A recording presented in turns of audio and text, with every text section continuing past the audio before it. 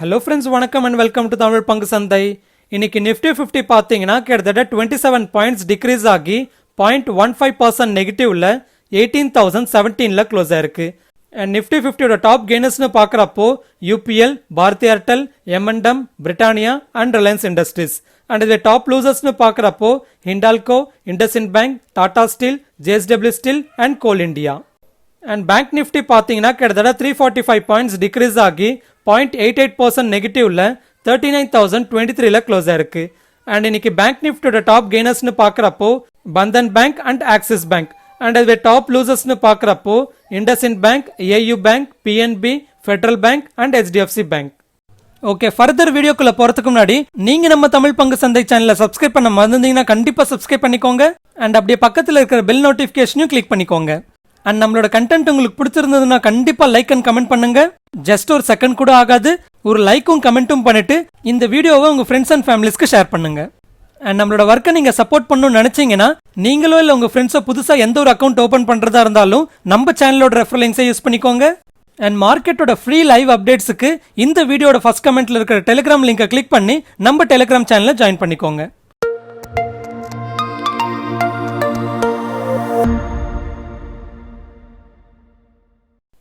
Okay, first நைக்காவோட லிஸ்டிங்கை பற்றி பார்க்கலாம். நம்ம எக்ஸ்பெக்ட் பண்ணது போலவே நைக்காவோட லிஸ்டிங் பார்த்தீங்கன்னா ரொம்பவே சூப்பரான லிஸ்டிங்னு சொல்லலாம்.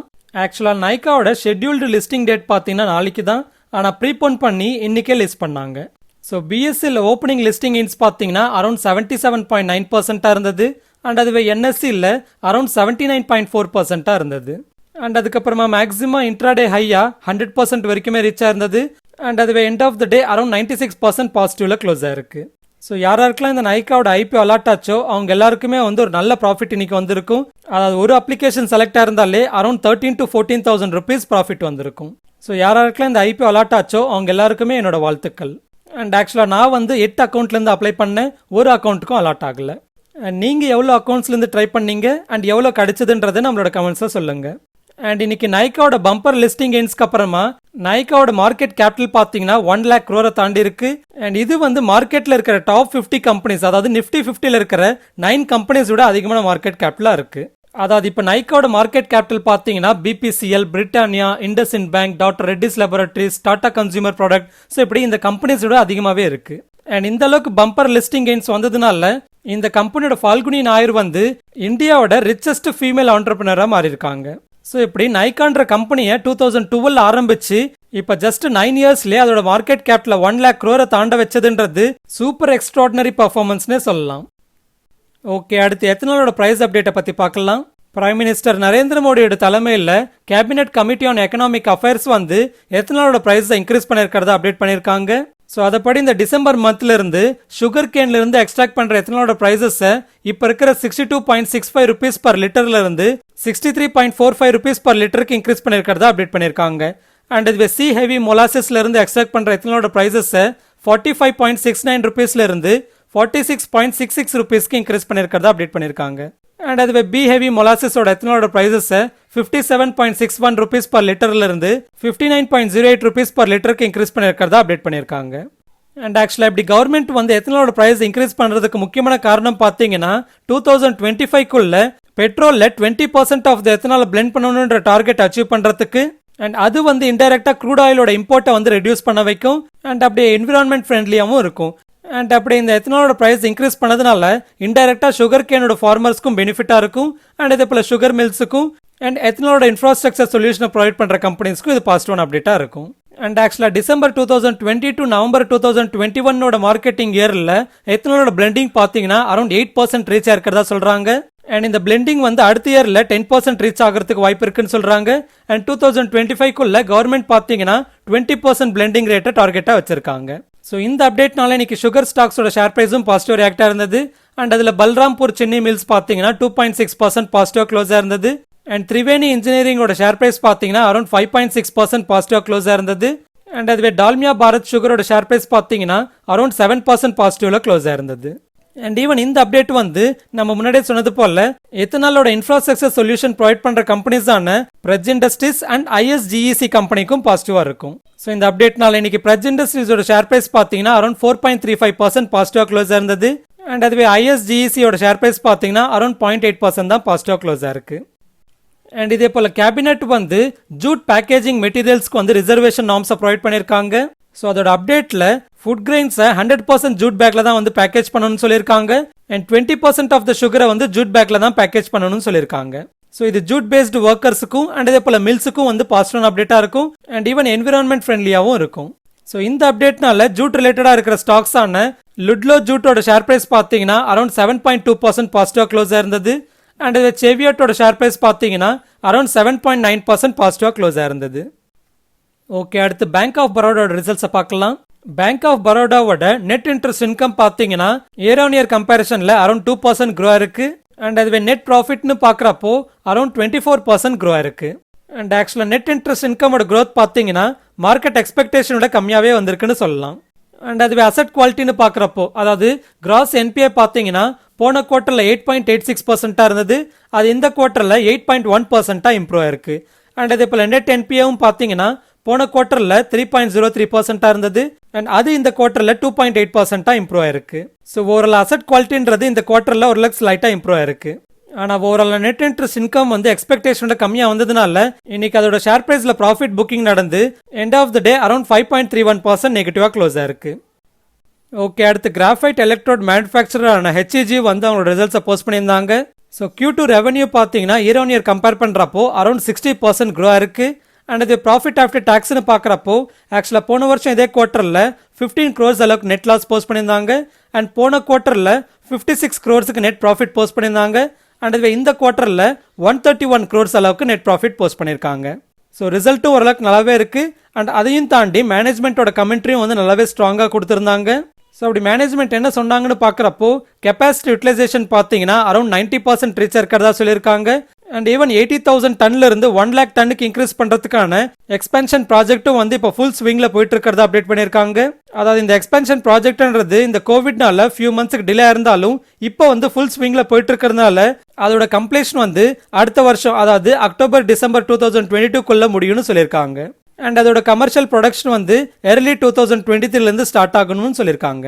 அண்ட் போன குவார்ட்டர்லேருந்து கம்பேர் பண்ணுறப்போ இந்த குவார்ட்டரில் பார்த்தீங்கன்னா கிராஃபைட் எலக்ட்ரோடோட ப்ரைஸஸ் வந்து அரௌண்ட் 20% இன்க்ரீஸ் ஆயிருக்கிறதா சொல்லியிருக்காங்க.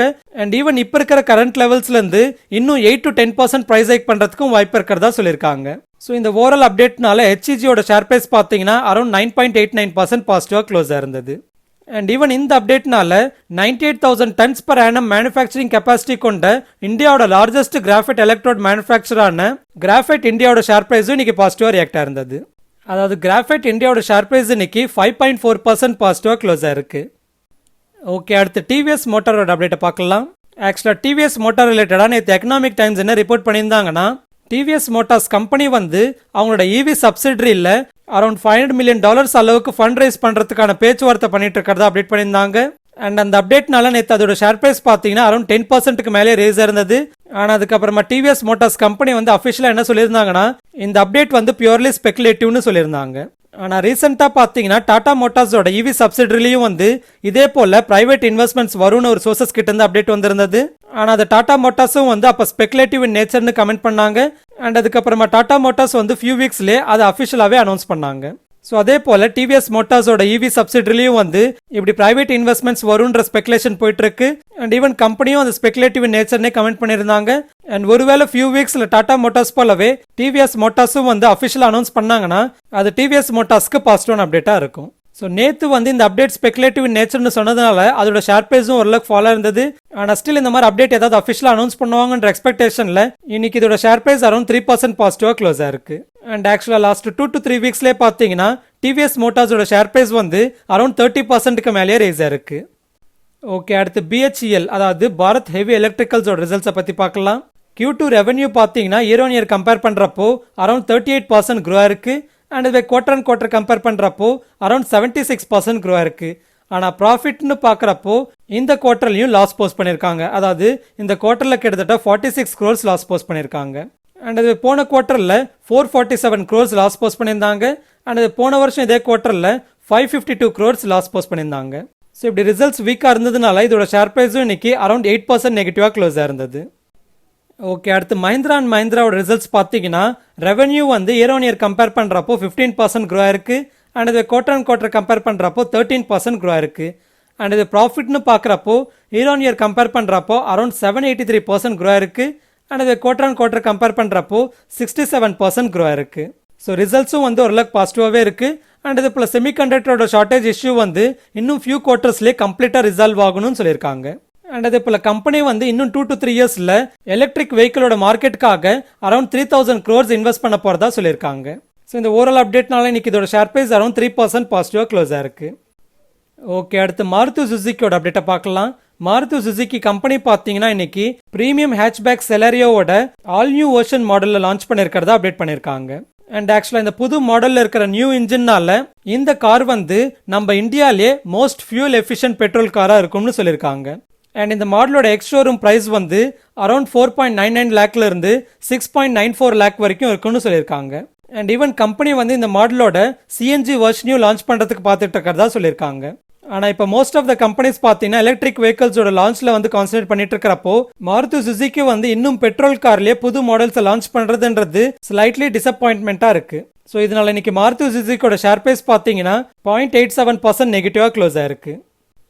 ஓகே, அடுத்து ஸ்ட்ரைட்ஸ் ஃபார்மாவோட ரிசல்ட்ஸை பார்க்கலாம். இன்னைக்கு ஸ்ட்ரைட்ஸ் ஃபார்மாவோட ரிசல்ட்ஸ் வந்து வீக்காக இருந்ததுனால இதோட ஷேர் ப்ரைஸும் பார்த்தீங்கன்னா அரௌண்ட் 10% வரைக்குமே ஃபால் இருந்தது.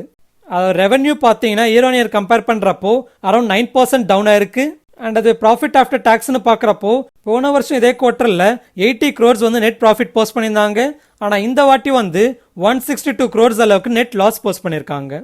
ஸோ சேல்ஸோட க்ரோத் வந்து பெரிய அளவுக்கு இல்லாததுனாலையும் ஆப்ரேட்டிங் காஸ்ட் கொஞ்சம் அதிகமானதுனாலையும் அண்ட் மார்ஜின் ட்ராப் ஆனதுனாலையும் இந்த வாட்டி ரிசல்ட்ஸ் வந்து வீக்காக இருக்கிறதா சொல்லியிருக்காங்க.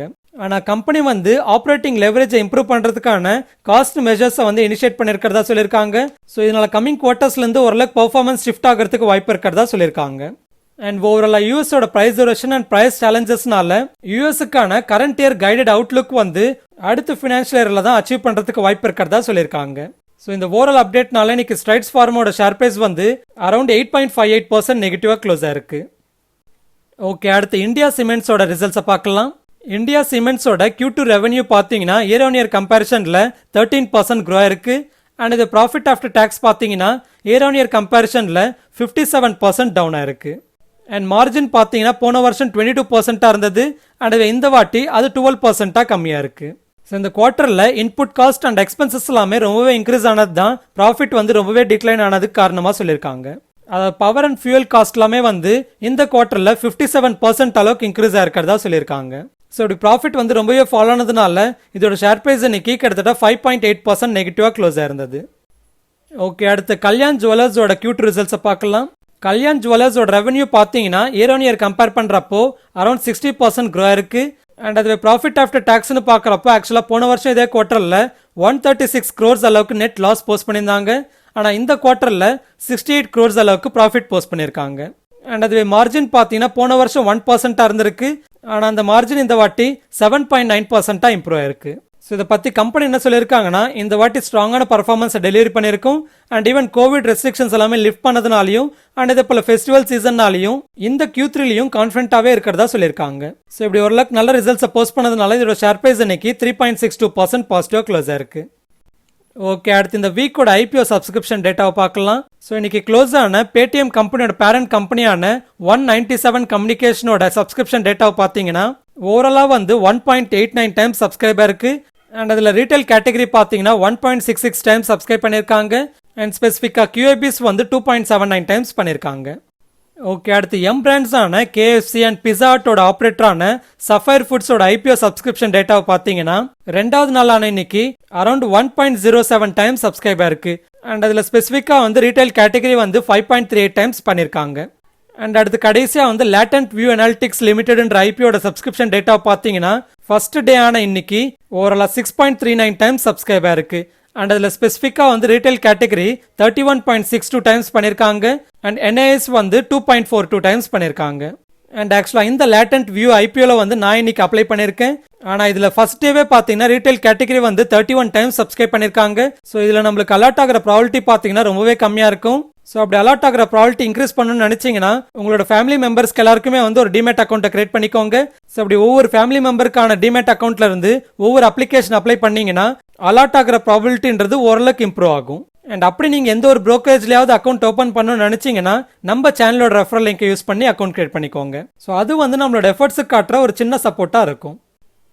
ஓகே, அடுத்து இன்னைக்கு எஃப்ஐஎஸ் அண்ட் டிஐஎஸோட டேட்டா பார்த்தீங்கன்னா எஃப்ஐஎஸ் வந்து கிட்டத்தட்ட 469 crores நெட் செல்லிங் பண்ணியிருக்காங்க. அண்ட் இதுவே டிஐஎஸ் வந்து கிட்டத்தட்ட 766 crores நெட் பையிங் பண்ணியிருக்காங்க. ஓகே, அடுத்து நாளைக்கு கவனிக்க போகிற நிஃப்டி அண்ட் பேங்க் நிஃப்டியோட சப்போர்ட் அண்ட் ரெசிஸ்டன்ஸ் ஆல்சோ பார்க்கலாம். நிஃப்டியோட சப்போர்ட்னு பார்க்குறப்போ 17,870 பார்க்குறேன். அண்ட் அது ரெசிஸ்டன்ஸ் வந்து 18,120 பார்க்குறேன். அண்ட் அடுத்து பேங்க் நிஃப்டியோட சப்போர்ட்னு பார்க்குறப்போ 38,820 பார்க்குறேன். அண்ட் அது ரெசிஸ்டன்ஸ் வந்து 39,530 பார்க்குறேன். அடுத்து நாளைக்கு எக்ஸ்பைரி ஆகிற நிஃப்டியோட ஆப்ஷன் செயின் பார்க்குறப்போ கால் ஆப்ஷன் சைடில் அதிகமான ஓப்பன் இன்ட்ரெஸ்ட் வந்து 18,200 ஸ்ட்ரைக் ப்ரைஸில் பில்டாக இருக்குது. அண்ட் அதே புட் ஆப்ஷன் சைடில் அதிகமான ஓப்பன் இன்ட்ரெஸ்ட் வந்து 17,800 ஸ்ட்ரைக் ப்ரைஸில் பில்டாக இருக்குது.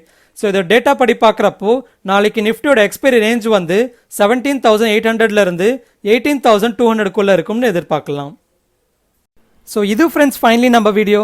ஸ்டாக் மார்க்கெட் ரிலேட்டடாக லேட்டஸ்ட் அப்டேட்ஸ் வேணும்னா டிஸ்கிரிப்ஷன் ஆர் ஃபர்ஸ்ட் கமெண்ட்ல இருக்கிற டெலிகிராம் லிங்கை கிளிக் பண்ணி டெலிகிராம் சேனலில் ஜாயின் பண்ணிக்கோங்க. இந்த கண்டென்ட் உங்களுக்கு பிடிச்சிருந்ததுன்னா கண்டிப்பாக லைக் பண்ணுங்க, அப்படியே உங்கள் ஃப்ரெண்ட்ஸ் அண்ட் ஃபேமிலிஸ்க்கும் ஷேர் பண்ணுங்க. அண்ட் அப்படியே இந்த வீடியோ ரிலேட்டடாக எந்த ஒரு கமெண்ட்டாக இருந்தாலும் பண்ணுங்க. ஈவன் சூப்பராக இருக்கு, நல்லா இருக்கு, செம்மையா இருக்குன்னு கூட கமெண்ட் பண்ணுங்க. அண்ட் நம்மளோட சேனலை நீங்கள் சப்ஸ்கிரைப் பண்ணாமல் பார்க்குறீங்கன்னா கண்டிப்பாக சப்ஸ்கிரைப் பண்ணிக்கோங்க. இன்னொரு இன்ட்ரெஸ்டிங் வீடியோட உங்க முன்னாடி வர. அது வரைக்கும் டேக் கேர். ஜெய் ஹிந்த்.